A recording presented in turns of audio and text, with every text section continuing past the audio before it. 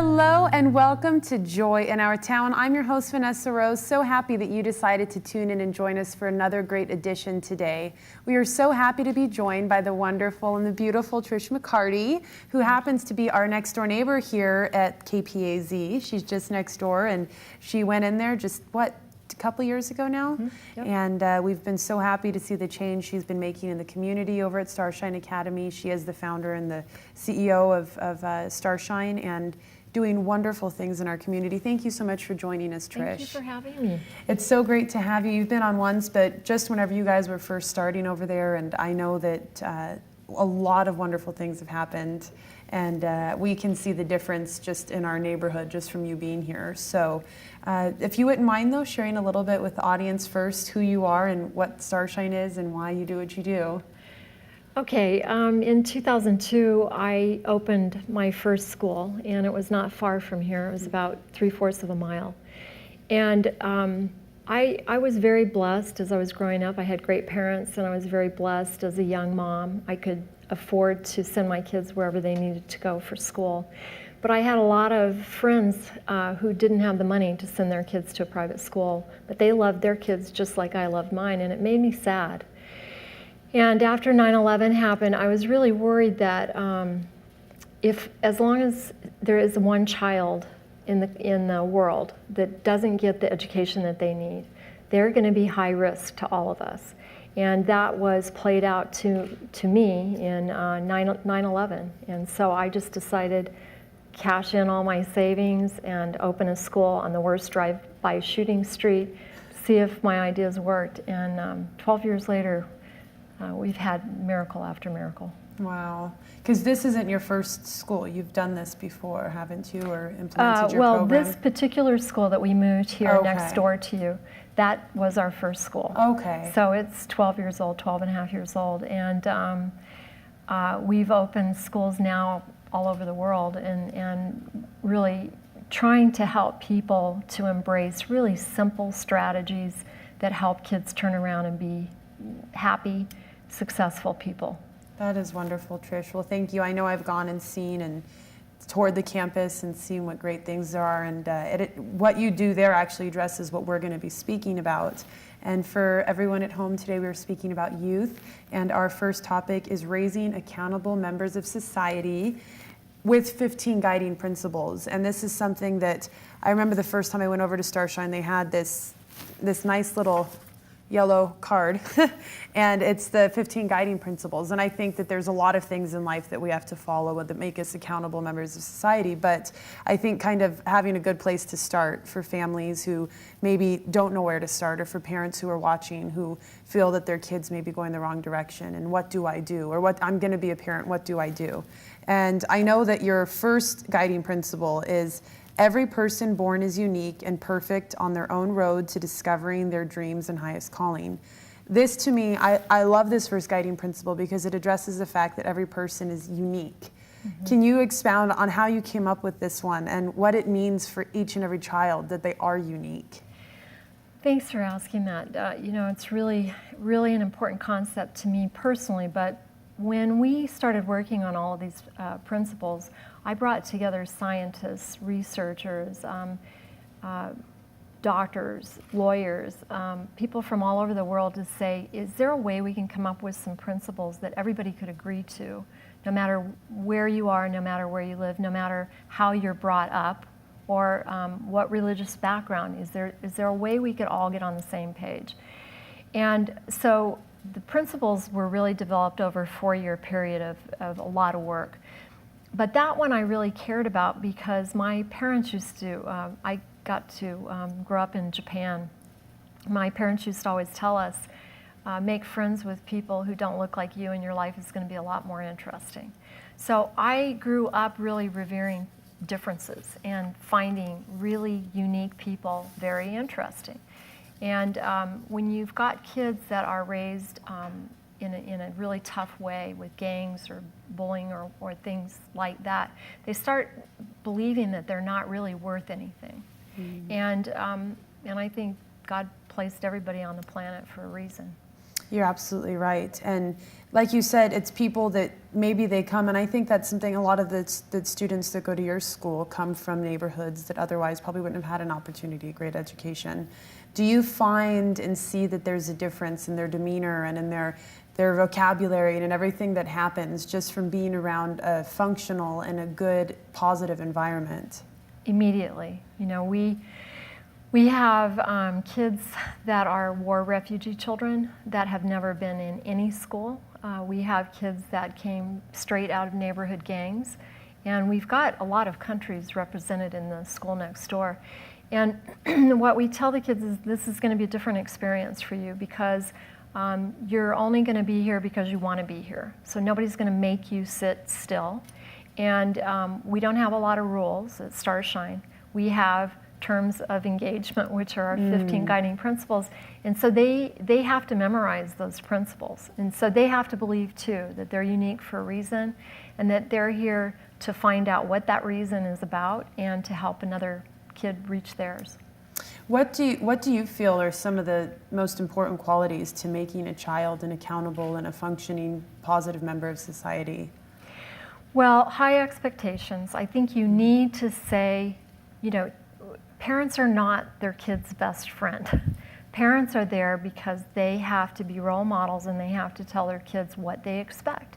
So if they don't expect anything, that's just how the child is going to grow up. So you say, you know, you have to speak respectful to me. We're going to eat dinner together and we're going to enjoy it together. And just some kind of high expectations is sort of paramount. But after that, kids need to learn service work. So a lot of times a child will be given a job at home and the parents pay them to do that job. Well, the kids at Starshine, there are 550 kids over there, every one of them has to do some work.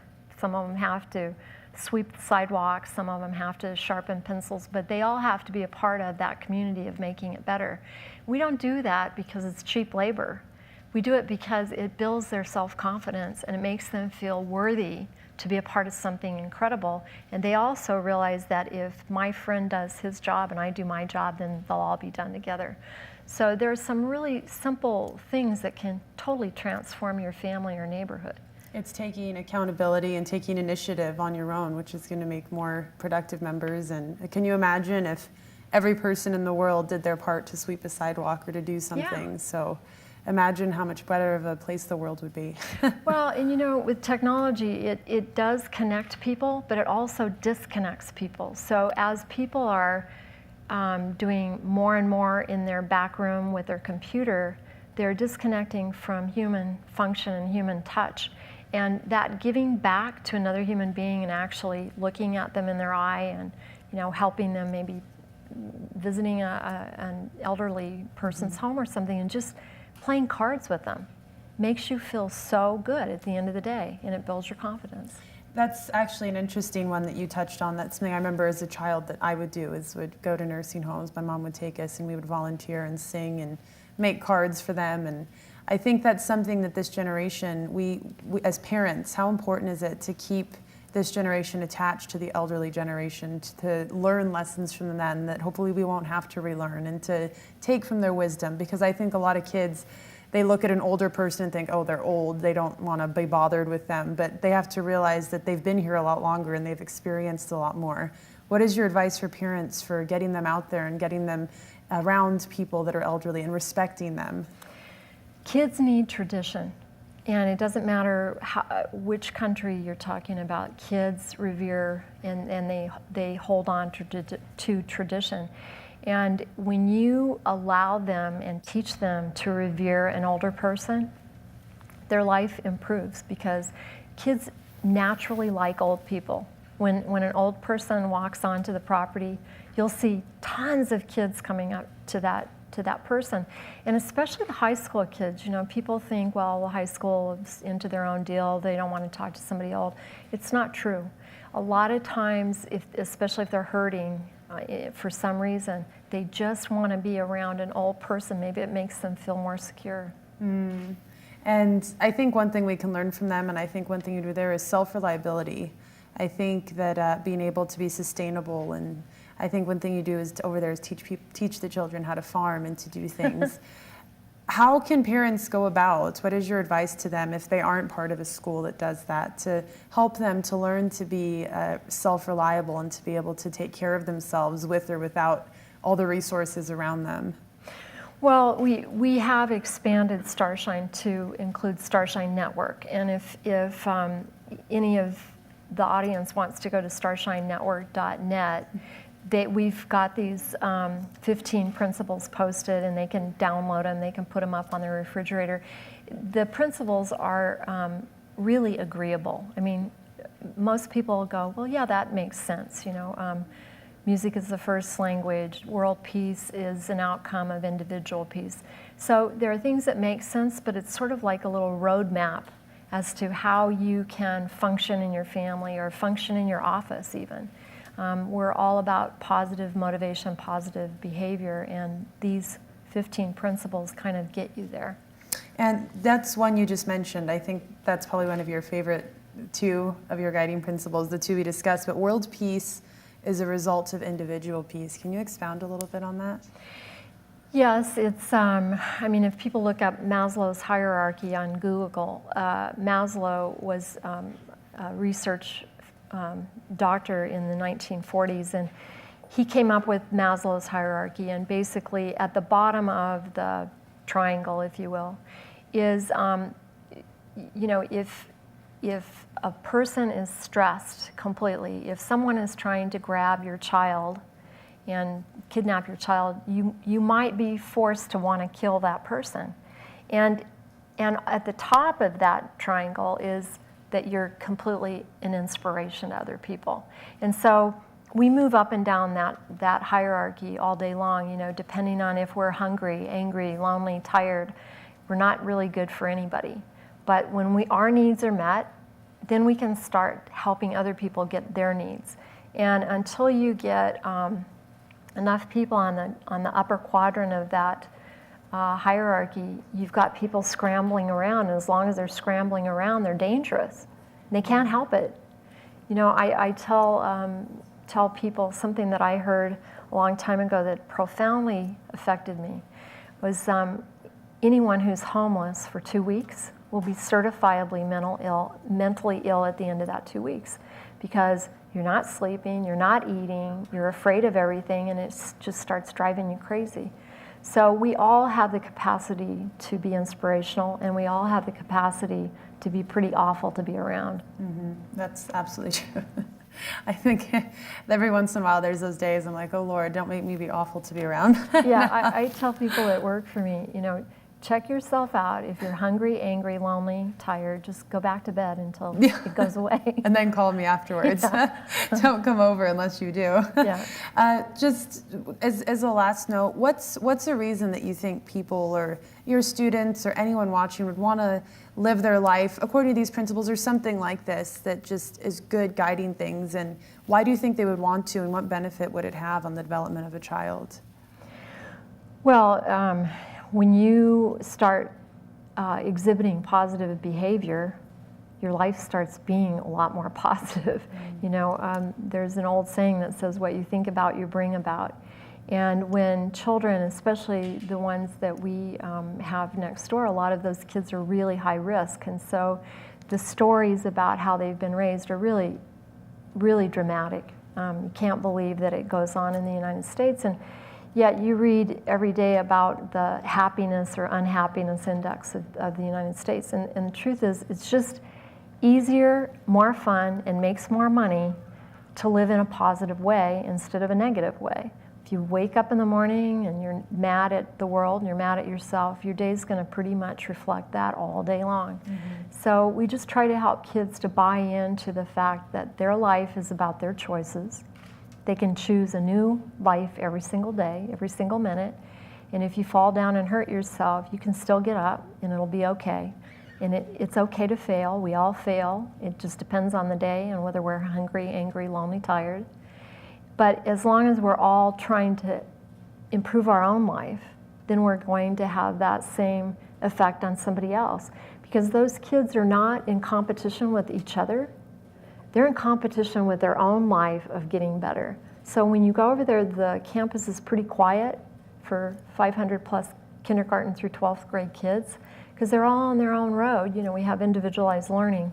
So the kids buy into the principles, and then they get on their road and they start learning what they need to learn to then graduate and go on to have a successful life. And they truly believe they'll have a successful life because they've been taught how to do it. That's, I think, one of the most profound things you said that we struggle with in today's society is high expectations, and letting them know that they're expected to be excellent because they're capable of being excellent and It's a great way to say it. accomplish things. So thank you so much, Trish, for taking your time for this first segment here on Joy in Our Town. Such wonderful things, such great information. If you have any questions, please feel free to contact the number on your screen to go ahead and contact Trish over there at Starshine, and we will be right back after this short message. Did you know that your thumbs are some of the scariest things on the planet? Every year, an average of 6,000 people lose their lives to thumbs that are used to text while driving. That means that your opposable digit is more dangerous than volcanoes, sharks, airplanes, jellyfish, tigers, lions, tornadoes, roller coasters, hippos, skydiving, spiders, and snakes. Texting while driving is more dangerous than all of those things. So why isn't it one of your biggest fears? This video was submitted by a student through the Teens Drive Smart program. For more information on teen safety, visit teensdrivesmart.com. Hello and welcome to Joy in Our Town. I'm your host, Vanessa Rose. So happy you decided to stay with us. If you just happen to be joining us, we are very happy to be joined today by Trish McCarty, and she is the president and CEO of Starshine Academy. Thank you so much for staying with us, Trish. Thank you. Such a pleasure to have you. Such wonderful information we just covered about raising accountable members of society, and even using, if you as a parent didn't have somewhere to start, the 15 guiding principles that they've taken the time to put together. Now we're going to be discussing youth. We're going to continue to discuss, but now we're discussing development, music, and the brain. This is something that I thought was really neat. They have a breakfast every year, and I happened to go, and they had a speaker, and she did a great job, and she was kind of addressing this. She was addressing this very issue, and I remember they showed this video of little granules of rice, and it showed how different syllables would affect the shape of the rice or sand or whatever it was, and it would move with it, and it just showed how profound music is and sound is and decibels are into our spirit and to our being, to make us people and to develop us as people. And actually one of your principles is that music is the first language, and that's absolutely true, because that's something that regardless of where you are in life, you can hear a song and it can trigger memory. I think they say that sound and smell are two of the strongest memory senses that you can have. So how do you feel with what you're doing over there with science and with discovering new things? And I know that you also work with the Phoenix Science Museum here in different programs. What do you find is happening? What in this development of music in the brain and learning with young people? Well, brain research has really been speeding up, and it's almost like all of a sudden it's something that a lot of people are interested in, where not that many years ago, we thought your DNA was static. Whatever you had in your DNA was what you're going to have your entire life. And now science has been able to show that DNA changes all day long. And it changes depending on a whole bunch of factors, but they didn't have the instruments that were able to see that until recently. I think it's only been maybe in the last 5 years or so. I could be wrong about that. But the same thing is going on with, there have always been hypotheses that music is the first language. I mean, ancient history talks about that, but now it is really a true fact. I mean, it starts off probably, you're in your mama's tummy and your mama's humming. Doesn't matter what country you're in, mothers usually hum when they're pregnant. And then the heartbeat, is the universal pulse of the world. And so you are brought up with that memory of that music, but it goes a lot further than that. Now that they have such sophisticated ways of measuring your brain that weren't available, not long ago, they can actually see what's going on inside of a brain as different music is playing. And Probably one of the most important things to remember about music and how it helps you to learn faster is that when you are listening to music, and the more you are engaged in harmonic music, so it's, music is not all perfect or great.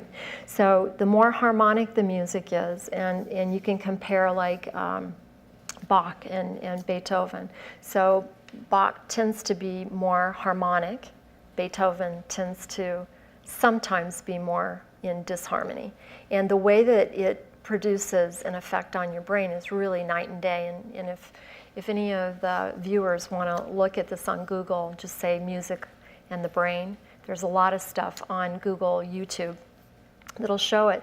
But the right kind of music will light up both sides of your brain. And in learning, a lot of times you'll learn on one side of the brain or the other. But when you have been listening to music and you have music in the background, both sides of your brain are literally on fire, ready to just bring the learning in.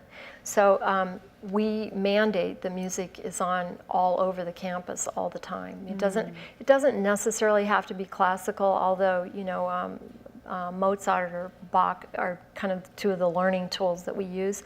But if the kids want to listen to jazz or rock or whatever, as long as it's positive music and not negative music, because there are also a lot of research has been done on the negative things that negative music can do to really harm your ability to learn or your ability to be happy. Music is powerful, and even just I went to Liberia, and I had to train one of the largest groups of teachers that had ever been trained in Africa, and they had been at war for 20 years, so they were fighters. And we ran out of books on the first day, and they were in this really crowded room, and it was hot and raining, and water was dripping down, and there was mold on the side of the walls, and I could just feel the level of anger coming up. And here I am from America trying to figure out how to handle all these people. And I put my husband's rock music on. My husband is a rock star, and I had some of his music with me. And the minute I turned that on my computer, turned it up, they all just started bobbing, bouncing along. And it was easy to calm them back down again because it was it's brain triggering. Wow. And that's something you mentioned that for me, I know that I personally, I grew up playing classical music. I love classical music. A lot of people consider it elevator music. I find that it makes me peaceful. If I'm sitting in rush hour, it helps me act like a like a person you want to be around. It helps just calm you down. It helps your senses. But that being said, like you said, there's also positive and negative effects. How do you feel for parents that are watching, limiting, because some of the music that's out today, I don't think they have positive effects on the brain just from listening to it. You can tell. How should they limit that, and how should they approach that with their children? Well, I really like to be proactive rather than reactive, and so I would really ask parents to always have classical music playing in your house. It's going to help your children be more calm. It'll help your household be more calm, and it will be triggering their brain so that they can learn easier. And there's so much research on this that people, if they're interested, they can look this stuff up. But if they were just going to buy 2 albums, I would buy Mozart and I would buy Bach. And those 2 varieties of sound is just so healing. You were asking me before the show about the healing properties of music. Well, now they're using particularly stringed instruments, harps and guitars. There is some resonance that automatically starts to change how your heart is reacting, how the muscles in your heart are reacting. So they're just beginning to know what is that trigger of stringed instruments. And I always think, isn't it interesting that God had all these angels playing harps, and now we're finding out that harps really do heal. So they're bringing harps and guitars into hospitals that have people that have come just out of surgery or babies that are being born, and the statistics are phenomenal on the outcome in those hospitals. And like you said, being proactive, I think that it's something, I was raised with that kind of music, so I enjoy it. Being proactive, if you're a new parent, your child might be a little bit older, it might be harder to get them to listen to classical music, but... You know what, Vanessa, it's really not. We have kids that come into the school from gangs, right? Mm-hmm. And they've never listened to classical music, never been exposed to it at all. They maybe are used to listening to gang music or whatever, and that's really powerfully kind of negative the other way. They love it, but it takes a while. It takes a while for them to learn to love it. Once you start to have those feelings that you have when you are exposed to something like that, then they start knowing what they are, and they start being able to tell us what the names of them are, and they say, this calms me down. I can imagine that I every once in a while will look up to see what's on, what young people are listening to now. And I can imagine the amount of violence and the amount of damage we've seen done to a big part of this generation has a lot to do with the music. And I think that some of the lyrics that are out there probably most definitely are having a negative effect on someone. But before we finish this up, we're almost done here, but why or how does music help people learn? Well, because it stimulates so much of the brain that you can't get any other way. So it prepares your brain to be able to think in a more critical way. So the first place that music arrives in your brain is the same place that you're thinking and trying to figure out math. Mm-hmm. So math and music is the same thing. You know, we're all, all of nature is mathematical. You were talking about the sand on the vibrating plate. Uh-huh. If you Google YouTube that, you can say sand making geometry. Oh, okay. And literally when they make different sounds on the metal plate, the sand moves and makes some different geometric. Beautiful shapes. Yeah, it's like amazing. It looks like a snowflake. Uh-huh. Yeah. I remember when I saw that video, it actually brought a visual aspect to the effect that music has. And so you can imagine what it does to your cells. Oh, I can. It's amazing how much more you could even expound on this topic. But thank you so much, Trish. Thank you for your time. Our time always goes too fast together. But thank you so much at home for watching Joy in Our Town. We look forward to seeing you here next week. Have a wonderful day. Sorry, I know that. This program has been sponsored by the Trinity Broadcasting Network and is made possible by your telethon dollars. Your continual support can keep Joy in Our Town coming to your home every week. Write to Joy in Our Town, Post Office Box A, Santa Ana, California, 92711.